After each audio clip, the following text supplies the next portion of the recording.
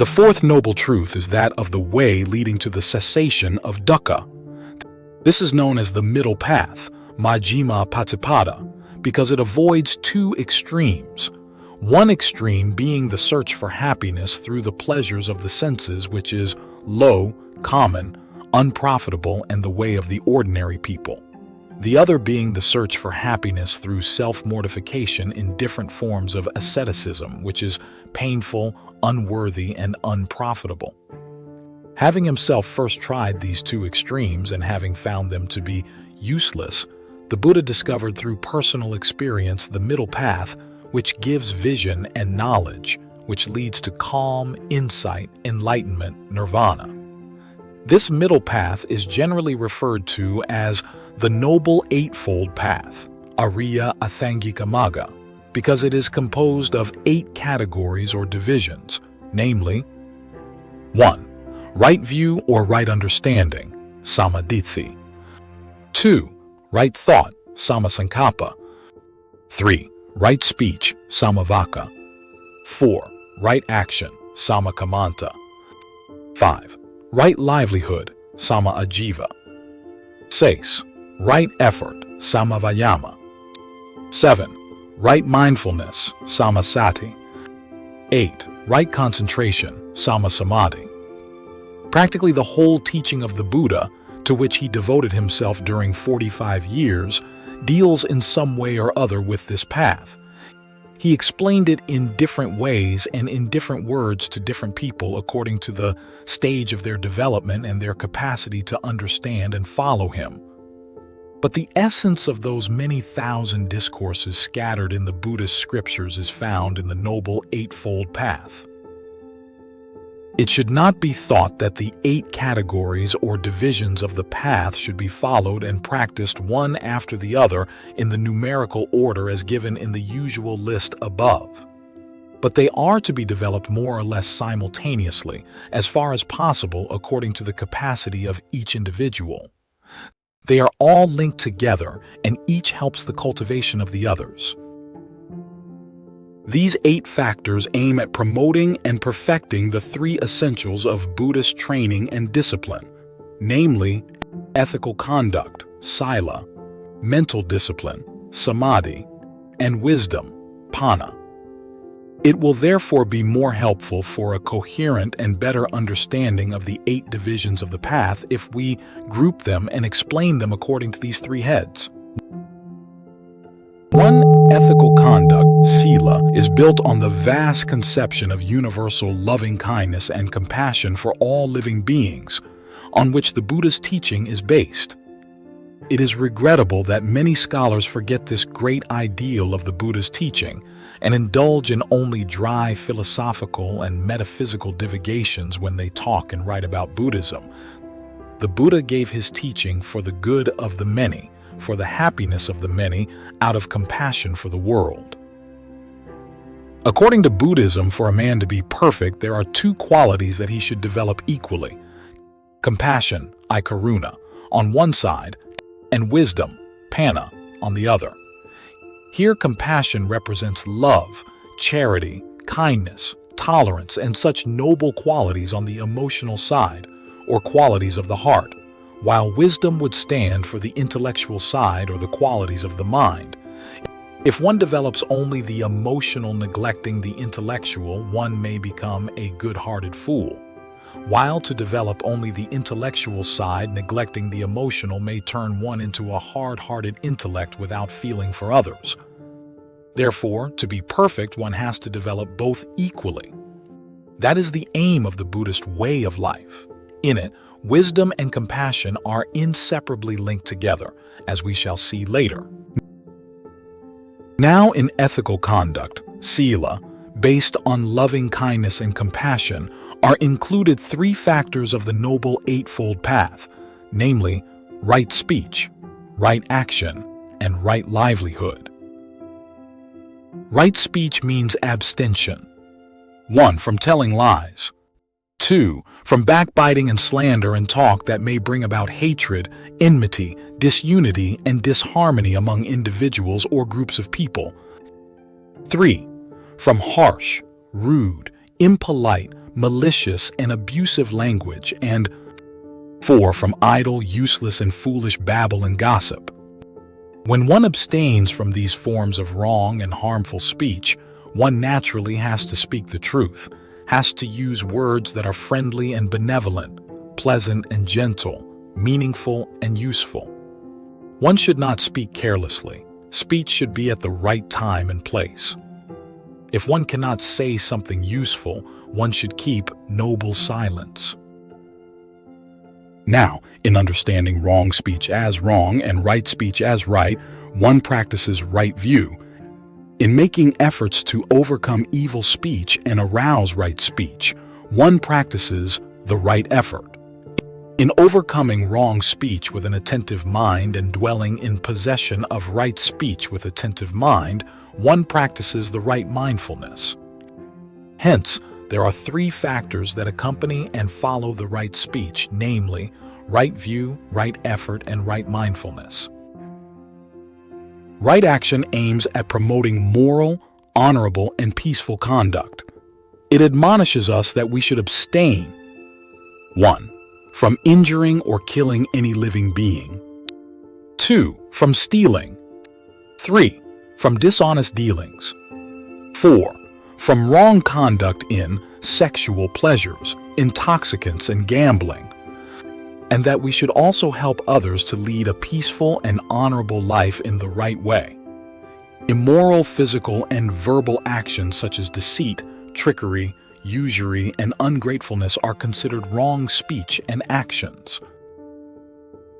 Now, in understanding wrong action as wrong and right action as right, one practices right view.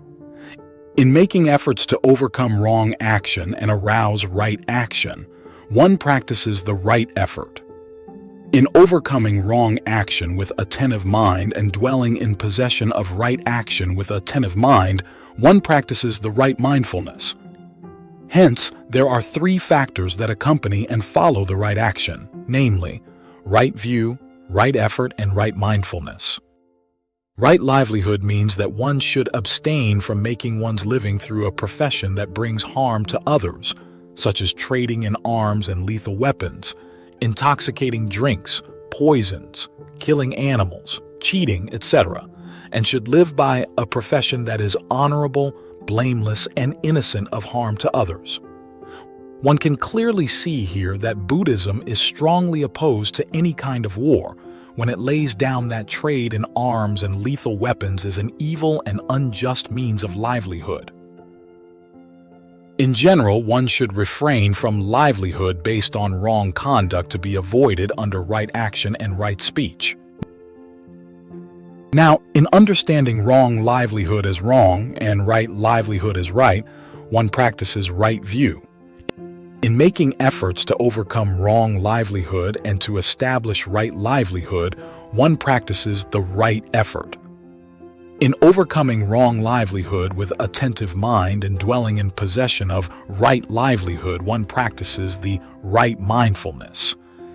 Hence, there are 3 factors that accompany and follow the right livelihood, namely, right view, right effort, and right mindfulness. These 3 factors, right speech, right action, and right livelihood of the Eightfold Path constitute ethical conduct. It should be realized that the Buddhist ethical and moral conduct aims at promoting a happy and harmonious life both for the individual and for society. This moral conduct is considered as the indispensable foundation for all higher spiritual attainments. No spiritual development is possible without this moral basis.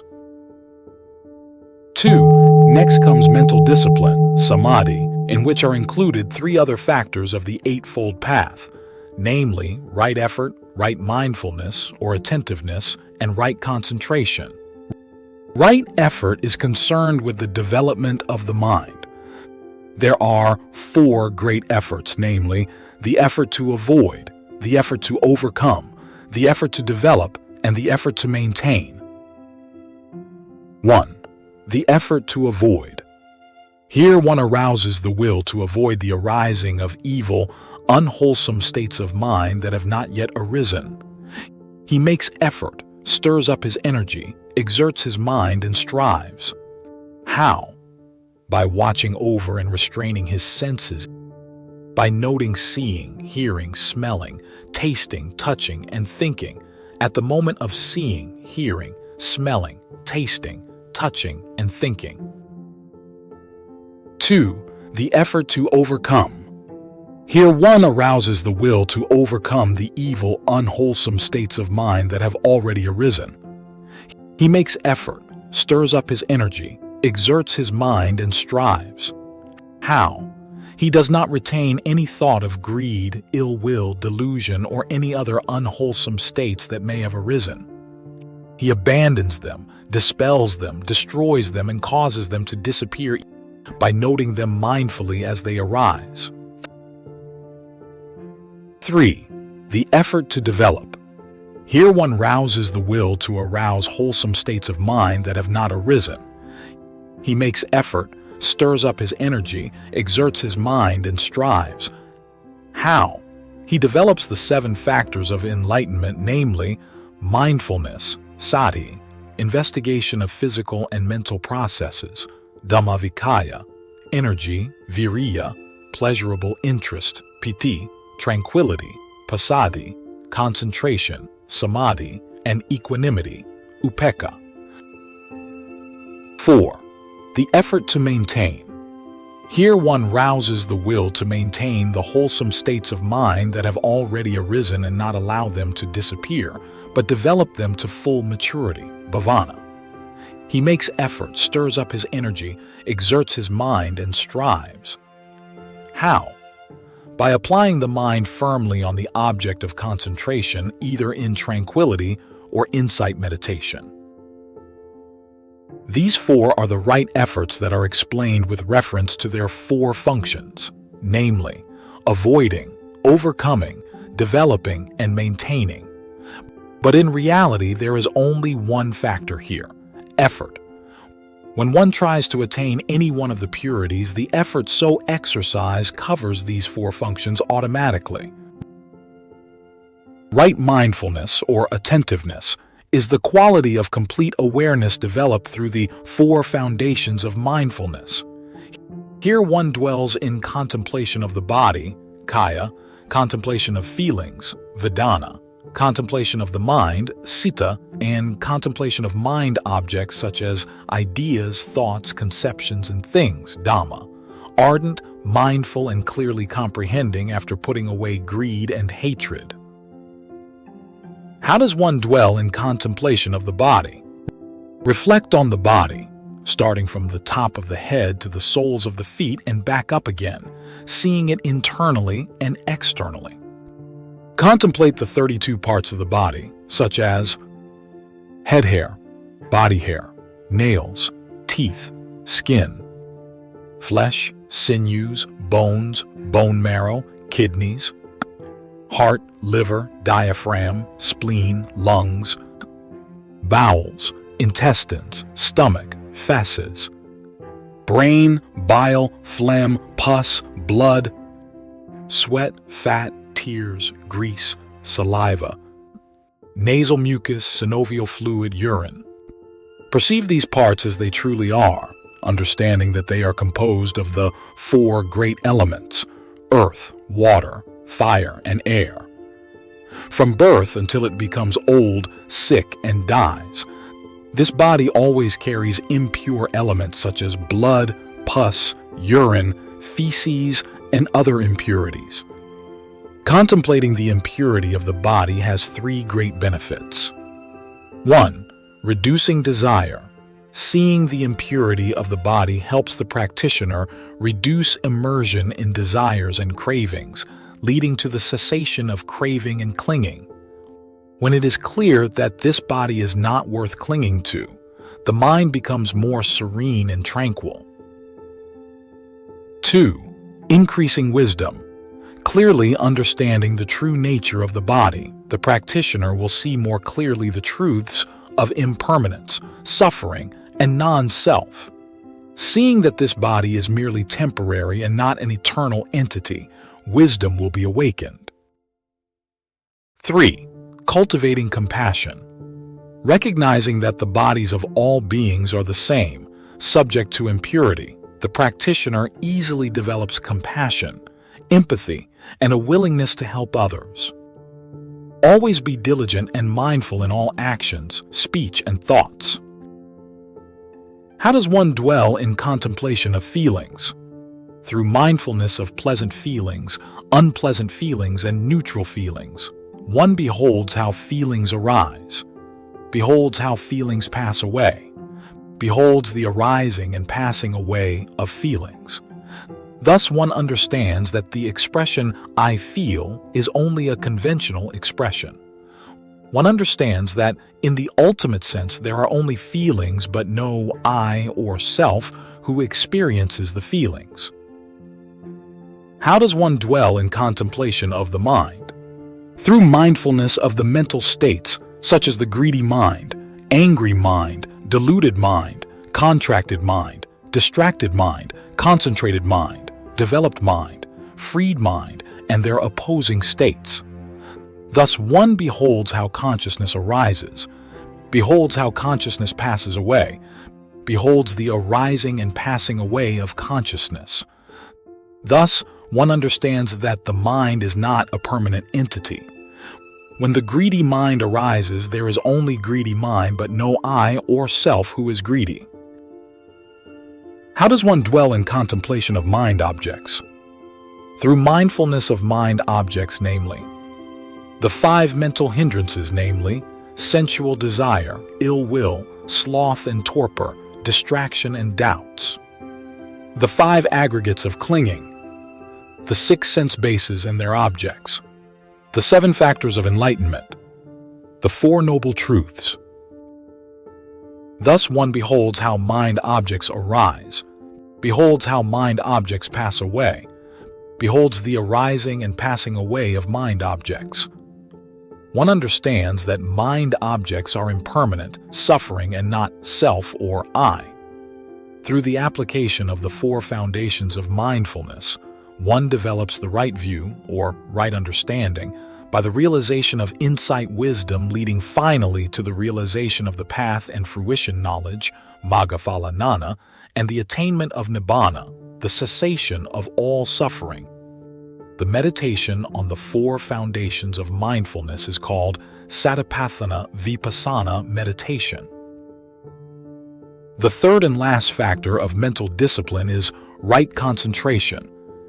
This is one-pointedness of mind developed through tranquility meditation by fixed concentration, jhana, with the mind only on the meditation object, to the exclusion of all others, or the momentary concentration developed by insight meditation through the application of the 4 foundations of mindfulness.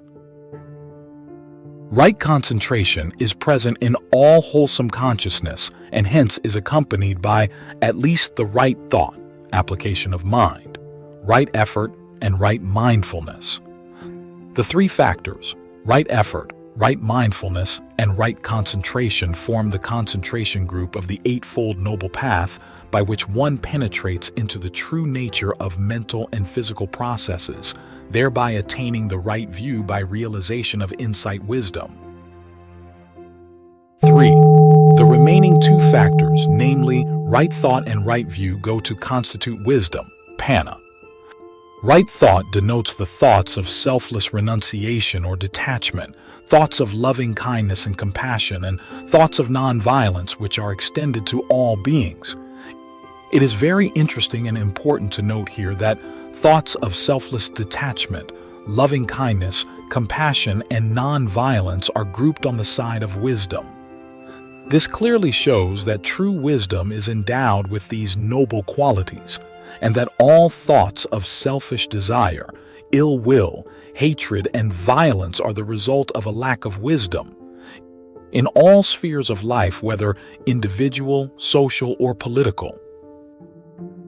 Thought here does not mean thinking or conceptualizing. It is used in the technical sense of directing the mind to the object or the application of the mind, consciousness and mental factors, on the object, vitakka. Now, in understanding wrong thought as wrong and right thought as right, one practices the right view. In making efforts to overcome evil thoughts and to arouse right thoughts, one practices the right effort. In overcoming evil thoughts with attentive mind and dwelling with attentive mind in possession of right thoughts, one practices the right mindfulness. Hence, there are three factors that accompany and follow right thought, namely, right view, right effort, and right mindfulness. Right view, or right understanding, is the understanding of things as they are, and it is the Four Noble Truths that explain things as they really are. Right view, therefore, is ultimately reduced to the understanding of the Four Noble Truths. This understanding is the highest wisdom which sees the ultimate reality. A.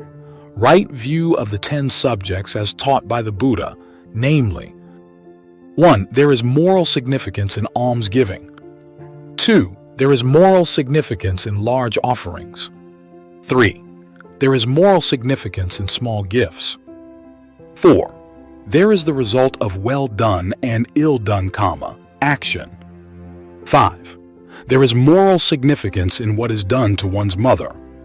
6. There is moral significance in what is done to one's father. 7. There are beings of instantaneous rebirth. 8. There is this world. 9. There is another world. 10. There are in this world sages and recluses of right attainment, of right practice, who, having realized by their own super-knowledge the truth regarding this world and other worlds, make it known to others. B.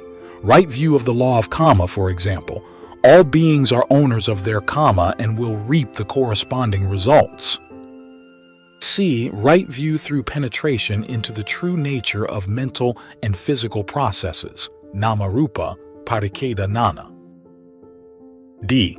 Right view through penetration into the root cause and other causes of the physical and mental processes leading to realization of the cause and effect relationship, pakaya parigaha-nana. E. Right view by realization of insight wisdom, vipassana-nana. There are 10 stages of this mundane insight wisdom, beginning from the knowledge of comprehension, samasana-nana, to the knowledge of conformity, anuloma-nana. F. Right view by attainment of the 4 stages of sainthood, Ariya-Magga-nana. Now, in understanding wrong view as wrong and right view as right, one practices the right view, right understanding. In making efforts to overcome wrong view and arouse right view, one practices the right effort.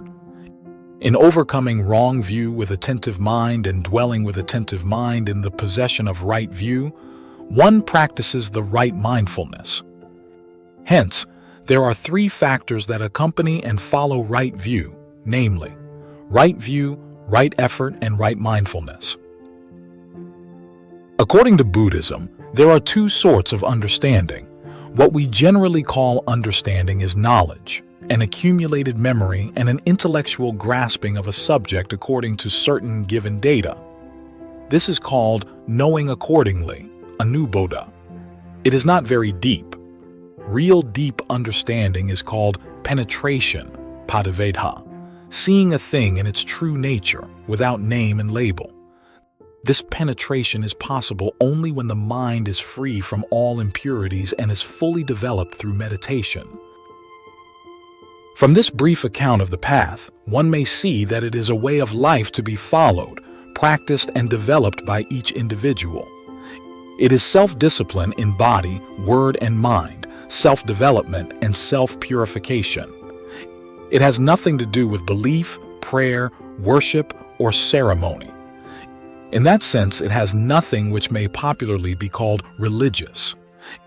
It is a path leading to the realization of ultimate reality, to complete freedom, happiness, and peace through moral, spiritual, and intellectual perfection. In Buddhist countries, there are simple and beautiful customs and ceremonies on religious occasions. They have little to do with the real path, but they have their value in satisfying certain religious emotions and the needs of those who are less advanced and helping them gradually along the path. With regard to the Four Noble Truths, we have four functions to perform. The first noble truth is dukkha, the nature of life, its suffering, its sorrows and joys, its imperfection and unsatisfactoriness, its impermanence and insubstantiality. With regard to this, our function is to understand it as a fact, clearly and completely, parinejja. The second noble truth is the origin of dukkha, which is desire, thirst, accompanied by all other passions, defilements, and impurities. A mere understanding of this fact is not sufficient. Here our function is to discard it, to eliminate, to destroy, and to eradicate it, pahataba. The third noble truth is the cessation of dukkha, nirvana, the absolute truth, and the ultimate reality. Here our function is to realize it, satchikataba. The fourth noble truth is the path leading to the realization of nirvana. A mere knowledge of the path, however complete, will not do. In this case, our function is to follow it and keep to it, bhavataba. Thank you for watching. If you like it, do not forget to subscribe to our channel, turn on notifications, leave comments, and share with fellow truth seekers. Wishing you good health and inner peace every day.